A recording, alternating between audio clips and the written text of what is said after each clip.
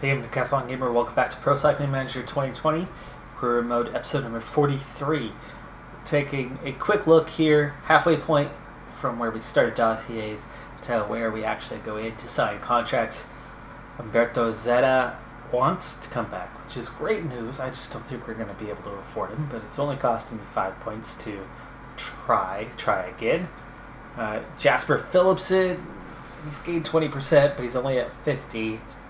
At that rate, he'll finish at 70% and never get to that point where he really wants to join us. So probably not looking too good there. Plus, most likely going to be way out of our range. Garcia Cortina, better. Already 90%. I think we're going to get to 100% on him. Mutitswa, already to 100%. Just added him. Actually, no, I think since the beginning. But already 100%. Fantastic. Tentoni. That was kind of the break of those top three guys in my team. I was thinking he was the one I might be able to get back. His interest not developing very quickly. Just 44%. That's not a good sign. That is not a good sign at all with 2 months to go. At that rate, I don't think he's going to make it. Which means we really won't be able to afford him. Coming for Mark, though, already 100% right off the bat. So that's good. We're all set. And we're not halfway through. We're only a month in, so it's better than I thought. But if he's only gaining about 7% per, Tentoni, nowhere near. Not going to get anywhere near that point we need him to be by August 1st. The one I'm adding now, in that 30 to 50 range, it is 7 points, but he's a 75 overall. It's a 21-year-old regen sprinter at 79s already in the sprint. That's quick, especially for us. He's 6 points faster than anybody that we have right now.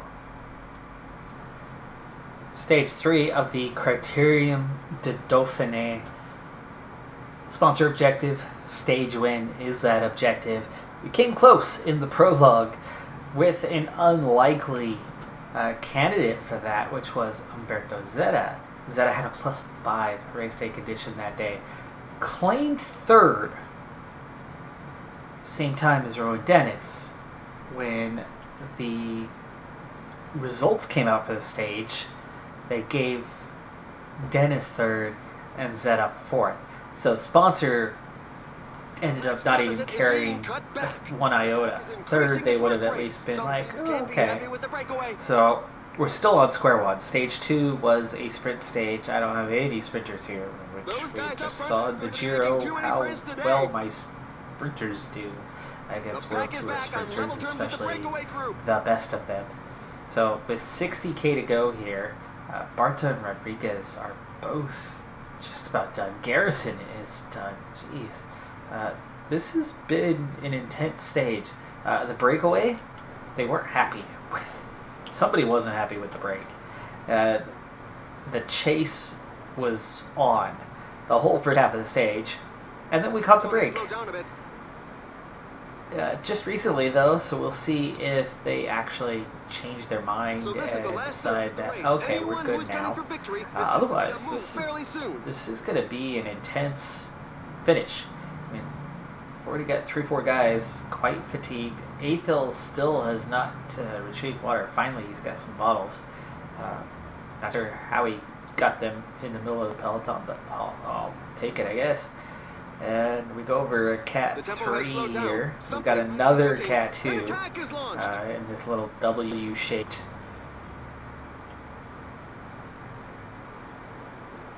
section of the course. And then it eases off towards the finish. But it is a punchy finish. Meaning today is the exact kind of stage that could really net a nice result for me. This is the big climb of the day, though, so we need to definitely step this up to about an 81. And we need to gel up for these three. Not that they're going to be long gone here, and we're going to be down to 4 guys. But I'll have 4 guys at the finish. And today, anyway, That's a pretty strong set of 4. I mean, the one punchy guy is Vermark, and he's on a 0 race day condition. But other than him, the other guys are all on positive race day conditions. The Peleton has definitely accelerated, meaning that an attack that is highly unlikely. Yeah, is going to give us a pretty dang good chance. And with only slightly under 60 riders here, if it doesn't all come back together, we're looking pretty good for 4 guys here. And a pretty punchy group. I mean, we got Vermark, 78 today, with decent stamina resistance. Athil to 74, and 70 plus stamina resistance. So that's nice. Moreno is +4 today, fitness peak guy, and dang, 76, 78 on the mountain hills.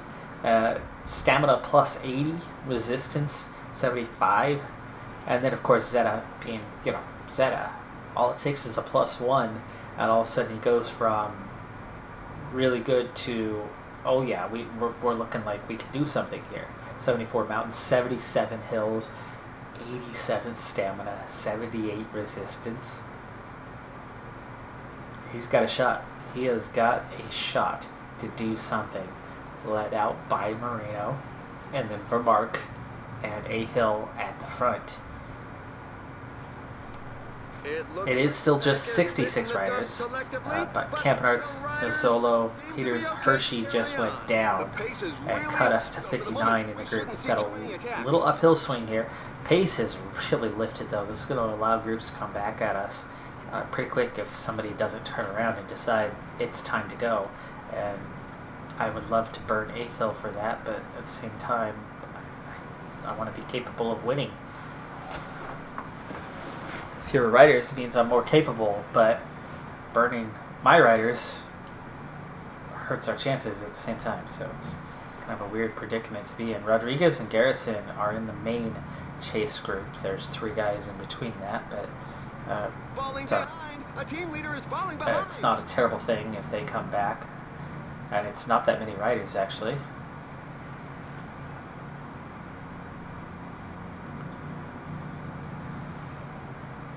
Uh-oh, the pack is quick in the base. They're both in Group A2. There's 16 riders total in that gap, and 2 of them are my guys, giving me 6. That would be the time to really pour it on and make sure the group stays away. But here we go. 12K to go. Looks like it's going the other direction, so we got a bit of a speed up here, and that's good. I'd rather have it be this than that chase. These guys are a minute and a half behind. And here we go, 9K to go. Gonna go just a hair further. Alright, we have an uphill, a little reset, and then the final climb. So maybe we call this out. Zeta, Moreno, Mark, Athil at the front. 8.6. Athil, 99, but let's bring you forward about a 90. You're furthest back right now. Oh, come on. No, that was Moreno. That was furthest back. I'm looking at the wrong guy.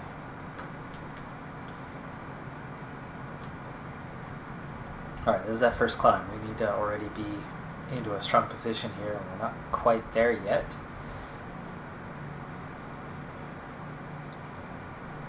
First handful of guys, though, are attacking pretty hard. Alright, over the top. This is where we go. 99, 8th hill.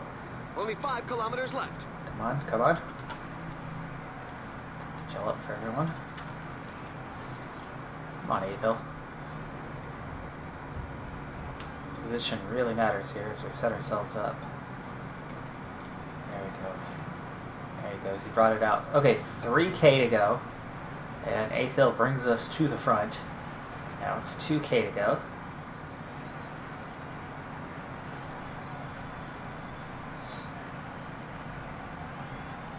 Okay, on to Kevin Vermark, 1.7. I think 3 guys can last 1.7. 8th hill blocked me off a little bit there. That's not pleasant. Under 1K to go. Vermark, you're going to sprint. The riders are setting themselves up. We're already heading towards the finish, and we're in that strong position. Zeta got blocked off a little bit. Moreno, come on, Moreno! They blocked me off, but I'll block them off. Benjamin Moreno with the victory. Ahead of Wout Van Aert, Michael Matthews for Bracken. Zeta takes 5th for Mark, 6th. There is Primoz Roglic in 7th. We did it. We did it, folks. We got our stage victory. Waiting for the tail enders who continue to arrive. I believe it was Matthias Sorensen, one of my subscribers. He pointed out to me that I had mentioned, I do remember mentioning that I was surprised when Roglic won. Stage 1, was it the prologue? I do remember mentioning that I had mentioned that I was surprised. And I was surprised that he won. Not that he finished near the top. I know he's a good time trialist.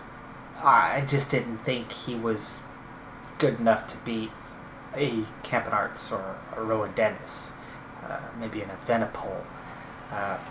So that was what I had meant by that. I did look at his attributes, though, before this stage, but I was surprised. I was surprised by just how good he is. Maybe he's grown a bit in this last year. He is a rider who is still developing, and obviously in real life he's teared it up this year. He's having a heck of a season. Real contender for the Tour this year. Like, big time contender. I'm still surprised how good he is. Somebody that I no doubt would have said top 10, no problem.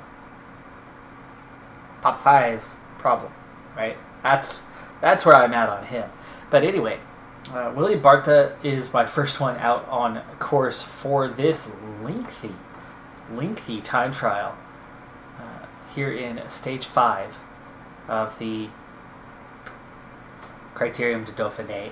Now that I've won my stage, I can now divert my attention to the GC, and William Barta was 9th at the first checkpoint.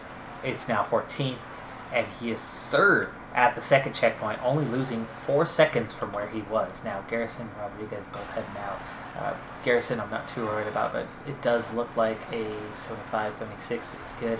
Rodriguez just setting off his 50 kilometers still to go. We want to get him set. He's also looking good today.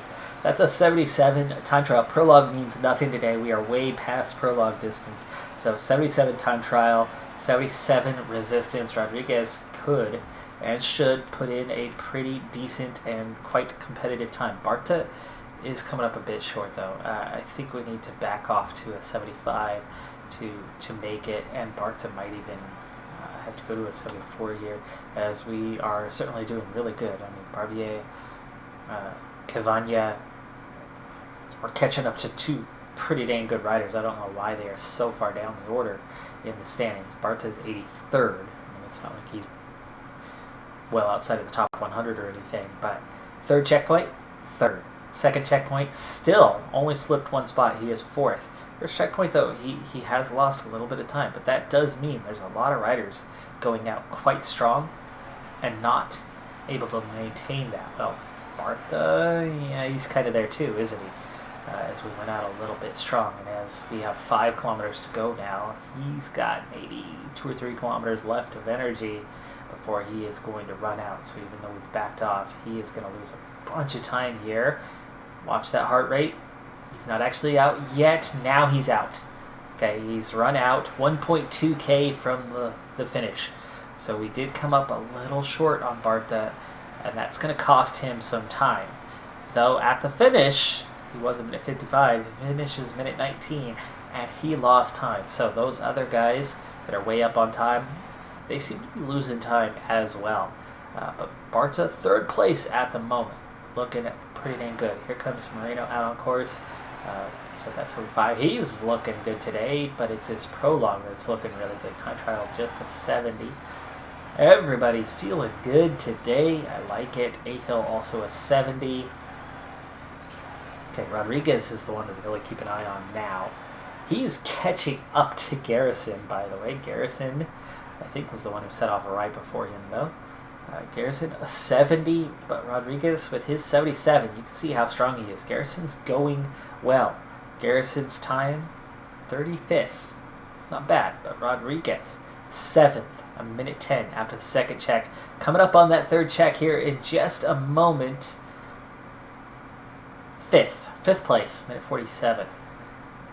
Not going as strong as Barta. However, I think he should be able to finish strong. Vermark, only a 65 on the time trial. He's going to lose a bunch of time here.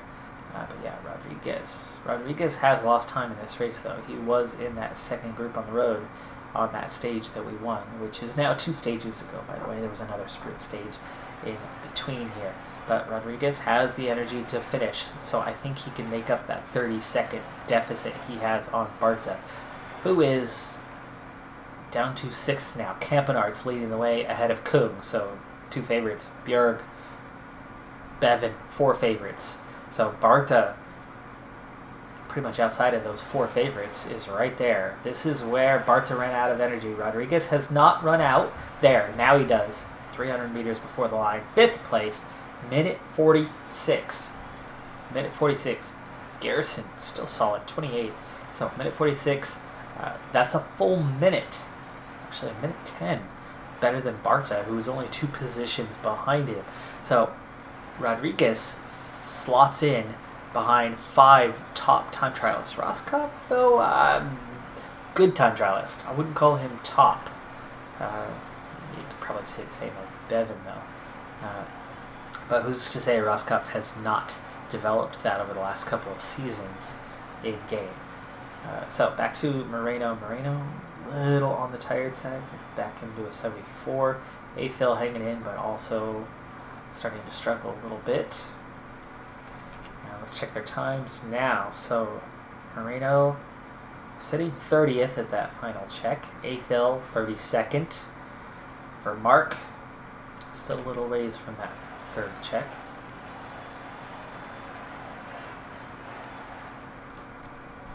Looks like Moreno's going to run out before the line. And he runs out now. About 400 meters from the end. 26th, Athel. 28th. For Mark. This is nice. I'll be able to focus on Zeta. I hope he has a nice race day condition today, as he is sitting 4th overall. But so are these guys. Moreno, Athel. So their times matter, but they lost 4.5 minutes. For Mark, terrible on the time trial. 71st. All right, Zeta, here we go. Nice timing, at least, that we get to go alone. But he's a 71 today. That's not going to do it. That is not going to do it. Unfortunately, my 3 guys that lost time, my 2 time trialists, are amongst those 3. So that hurts. Okay, we're going to go pretty fast for Zeta. I can tell a 74 probably going to be the way to go with his ratings. He's got stamina resistance. That is fantastic. It's going to allow him to go a little harder, I think. But his pace is just not going to be quite as good. Yeah, 94th at the first check. There goes Rowan Dennis.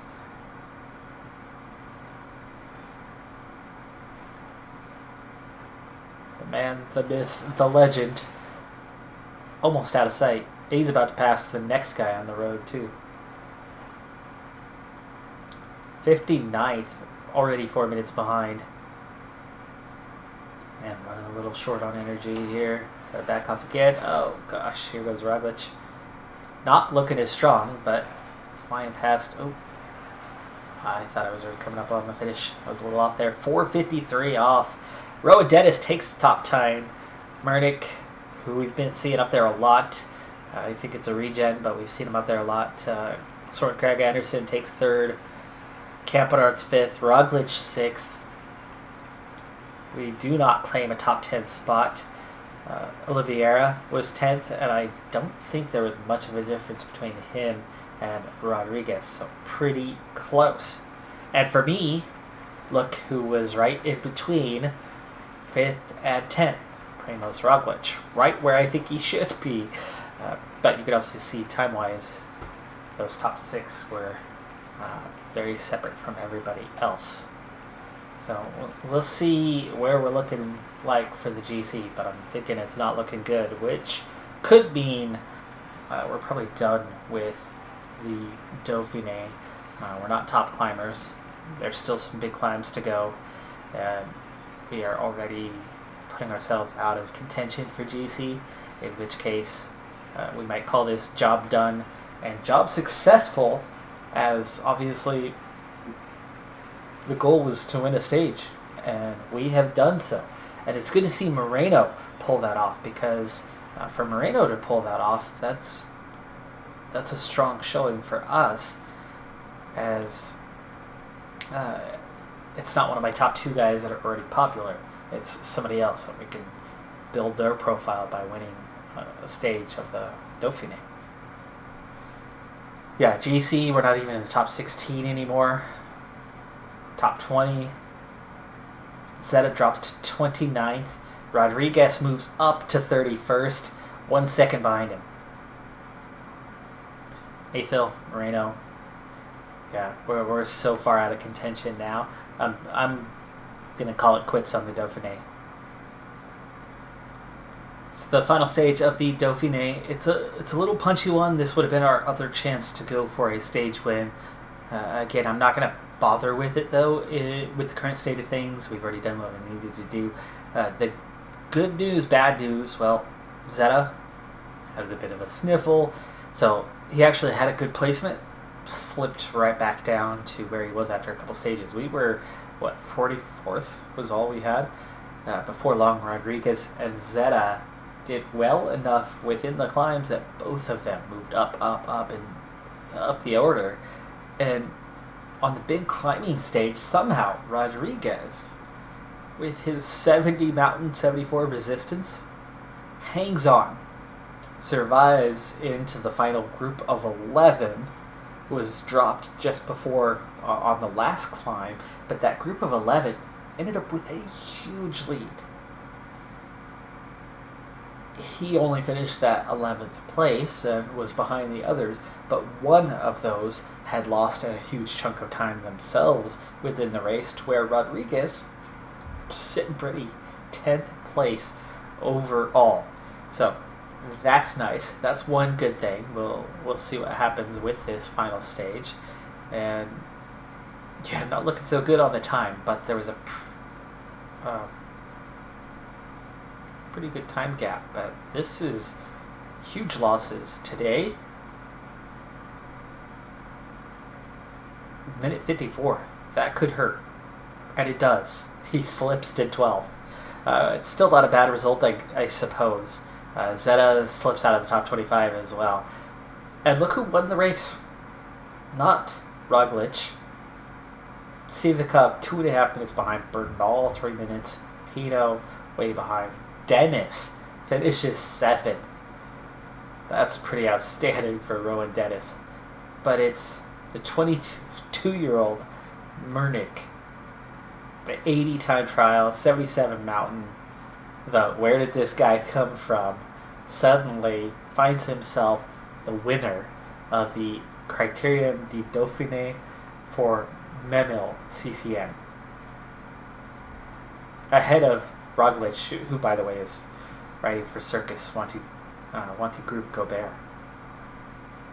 Now, here's the awkward thing that I have happening right now. Dauphiné, big objective.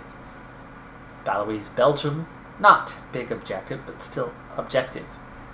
And 5 races overlapping one another.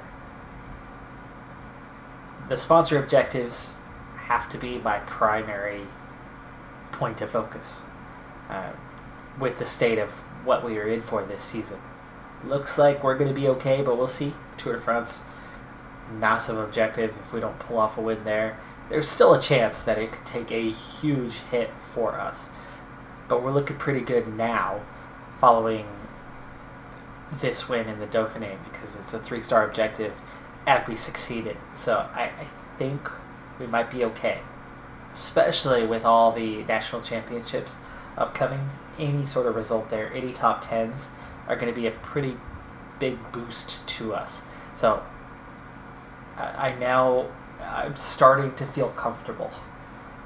But anyway, 5 races, 2 objectives, overlap, craziness going on. The team that I have sent to the Tour de Suisse, hodgepodge, mishmash, not good. Mont Ventoux, I would love to participate in this one with Tentoni, just to see, but not this day, not this team. We are sending the minimum where we can, because we need a different set of riders for the one objective compared to the other. So Moreno, nice, 11th place. Ivan Sosa takes the win. That's why I would love to have Tentoni there, because look what you're up against. If Moreno's taken 11th, Mont Ventoux, oh gosh, he could win this thing. I'd be thrilled by that. But here's the real thing of note. Tour de Suisse. I sent guys here that don't need to be here, that shouldn't be here, but I had to register 7 riders. 2 of these guys, Alves Machado and Monotoglu, I need them for the Baloise Belgium Tour. So we are going to, gosh, where's my, there it is, my opportunity to withdraw. So Alves Machado, out after 1 stage. And Monotoglu, out after 1 stage. I'm sending a hodgepodge of 5 riders. Tentoni is here, but I very much want these guys working for him now. Please, thank you. Thanks for... Alright, go have some fun. Though it really should be Banijek, shouldn't it? There you go. That's more like it. And we'll see how Tentoni does in GC with 3 sport riders and 1 guy doing break.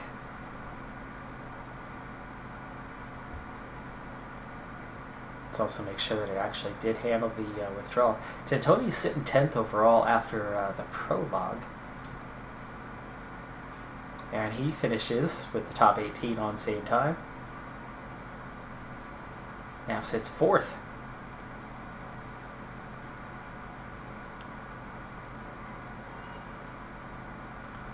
This should have it straightened out now and clear those guys up for participation. And yes, it does. We're down to the 5 riders. Strategy should still be there. It is consistent. The same Tentoni on fitness peak, so you would think he could do a pretty good job. So maybe we'll just keep an eye on this for a little longer.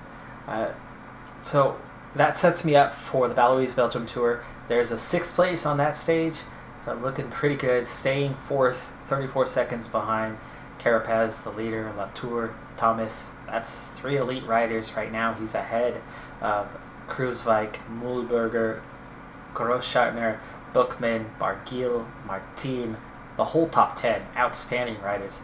So Tentoni in good company right now. In what is essentially a throwaway race. So getting a result out of that, getting points out of that would be pretty dang good for me. I'd be pretty happy with that result. But our next focus is the Baloise Belgium Tour. The main reason why I'm sending sprinters there is because look at the tour. Prologue, 3 sprint stages, and 1 punchy stage. So I'm going to take a combo of that, and we'll see what we can do. And if we can pull some seconds, depending on how that last stage is, we might be able to do something with it, GC-wise. But the sponsor, very happy right now. Very happy. And we only have the 1 major left. The Dauphine was a success. So we finally get 1 of those, well, top 4. Don't count Vuelta because it's after August. 1 of the top 4 finally is successful. And that's going to create a pretty good boost for us. Whoa! Oh my goodness, look at that. Rainsford has jumped. Rainsford has jumped in evaluation, yet somehow the squad evaluation is still atrocious. The only two things we're being evaluated on are now max evaluation, and yet they're still not happy. That's kind of sad. That is kind of sad. But just 3 objectives left. Baloise Belgium Tour, Österreich Herrenfeld, and then the Tour de France. All stage wins though. But we're starting to look pretty good. These next 2, very minor. Tour de France is definitely the big focus and really the only obstacle left in our way to increasing that balance. And honestly, I've already accepted that we're going to lose Zeta. And based on the dossiers, we're going to lose Tintoni too. And based on the popularity, we're probably going to lose Vermark. So my top 3 riders, gone. You know what? I got a whole team developing right behind them. And we're going to continue to grow. We're going to continue to get better. Probably looking at Continental Pro again next season. But here's the thing. I can't do much without budget. All they can do is continue increasing the budget year on, year out. Just again and again. Get that budget somewhere where I can afford to retain or recruit a Zeta or a Tintoni or a Vermark, and not just develop young riders and see them become something fantastic at some other team and become a sustainable World Tour team. That's where I'm at now. And I'm finally ready to accept that the pain of losing these stars. Okay, I finally, I'm through the later parts of those grief stages where I'm ready to accept it and move on now. As long as I can just keep building our budget, because we have a tiny budget. The fact that we're a World Tour team at all, on what is still, at the moment, we're at a Continental budget. Not even a Continental Pro budget. We're at a Continental budget. Next season, I think we'll finally be at a small Continental Pro budget. So, it's going to be a while. It's going to be a while before I can sustain something. I love the rise, but it's going to take some time. That is going to do it for this episode, though. I'm Decathlon Gamer. Thanks for tuning in. Be sure to hit that like button, and I'll see you next time. Have a good one. Be safe out there. And, down 14th. But still top 10. Super prestige. Bye for now.